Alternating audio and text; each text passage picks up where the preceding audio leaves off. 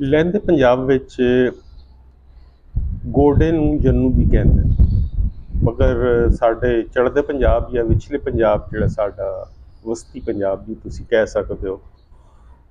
ਉਹਦੇ ਵਿੱਚ ਇਹ ਅੱਖਰ ਨਹੀਂ ਵਰਤਿਆ ਜਾਂਦਾ, ਬਲਕਿ ਗੋਡਾ ਹੀ ਕਿਹਾ ਜਾਂਦਾ ਹੈ। ਉਹਦੇ ਬਹੁਤ ਸਾਰੇ ਕਾਰਨ, ਜਿਨ੍ਹਾਂ ਵਿੱਚੋਂ ਇੱਕ ਕਾਰਨ ਇਹ ਵੀ ਹੋ ਸਕਦਾ ਹੈ ਕਿ ਜਿਹੜਾ ਅਟਕ ਦਾ ਇਲਾਕਾ ਹੈ ਜਾਂ ਉਹਦੇ ਨਾਲ ਦੇ ਚਕਵਾਲ ਜਾਂ ਦੂਸਰੇ ਏਰੀਆਜ਼ ਨੂੰ, ਪੂਟਫਾਰੀ ਏਰੀਆਜ਼ ਨੂੰ, ਉਹਨਾਂ ਦੇ ਵਿੱਚ ਬਹੁਤ ਸਾਰੀ ਜ਼ੁਬਾਨਾਂ ਦੇ ਨਾਲ ਨਾਲ ਸੰਸਕ੍ਰਿਤ ਅਤੇ ਪਾਲੀ ਜ਼ੁਬਾਨ ਦਾ ਵੀ ਬਹੁਤ ਜ਼ਿਆਦਾ ਅਸਰ ਹੈ। ਅਸੀਂ ਜਦੋਂ ਡਿਕਸ਼ਨਰੀ ਵੇਖਦੇ ਹਾਂ ਤਾਂ ਹੁਣ ਵੀ ਸਾਨੂੰ ਸੰਸਕ੍ਰਿਤ ਦੇ ਵਿੱਚ ਅਤੇ ਪਾਲੀ ਜ਼ੁਬਾਨ ਦੇ ਵਿੱਚ ਗੋਡੇ ਨੂੰ ਜੰਨੂ ਹੀ ਕਿਹਾ ਜਾਂਦਾ ਔਰ ਇਹ ਲਫ਼ਜ਼ ਮਿਲਦਾ ਸਾਨੂੰ, ਜਿਸ ਤੋਂ ਅੰਦਾਜ਼ਾ ਇਹ ਵੀ ਲਾਣਾ ਆਸਾਨ ਹੈ ਕਿ ਜਿਹੜੀ ਸਾਡੀ ਸੰਸਕ੍ਰਿਤ ਜਾਂ ਬੋਲੀ ਜਾਂਦੀ ਸੀ ਪਾਲੀ ਜ਼ੁਬਾਨ ਇਸ ਖਿੱਤੇ ਦੇ ਵਿੱਚ, ਕਿਉਂਕਿ ਉਸ ਦੌਰ ਦੇ ਵਿੱਚ ਪਾਲੀ ਜ਼ੁਬਾਨ ਬੁੱਧਿਸਟਾਂ ਦੀ ਜ਼ੁਬਾਨ ਸੀ ਔਰ ਬੁੱਧਿਸਟਾਂ ਦੇ ਜਿਹੜੇ ਬਹੁਤ ਸਾਰਾ ਕੰਮ ਸੀ ਉਹ ਪਾਲੀ ਜ਼ੁਬਾਨ ਦੇ ਵਿੱਚ ਸੀ। ਉਹਨਾਂ ਸੰਸਕ੍ਰਿਤ ਤੋਂ ਥੋੜ੍ਹੀ ਜਿਹੀ ਬਗਾਵਤ ਕੀਤੀ ਸੀ। ਇੱਥੇ ਜਿਹੜੀਆਂ ਪ੍ਰਾਕਰਤਾਂ ਸਨ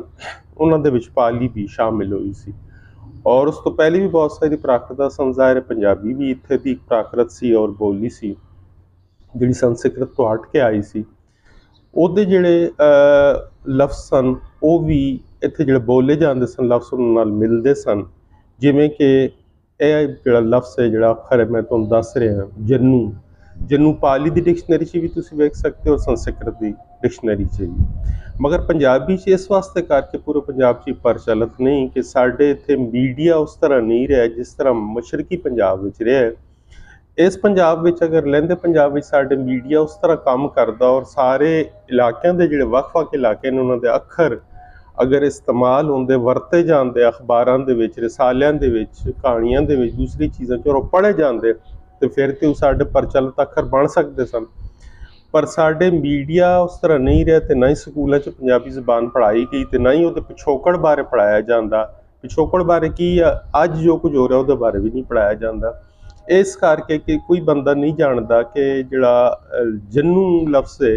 ਇਹ ਪੰਜਾਬੀ ਦਾ ਲਫ਼ਜ਼ ਹੈ ਔਰ ਇਹ ਹਾਣੀ ਹੈ ਸੰਸਕ੍ਰਿਤ ਦਾ ਔਰ ਪਾਲੀ ਜ਼ੁਬਾਨ।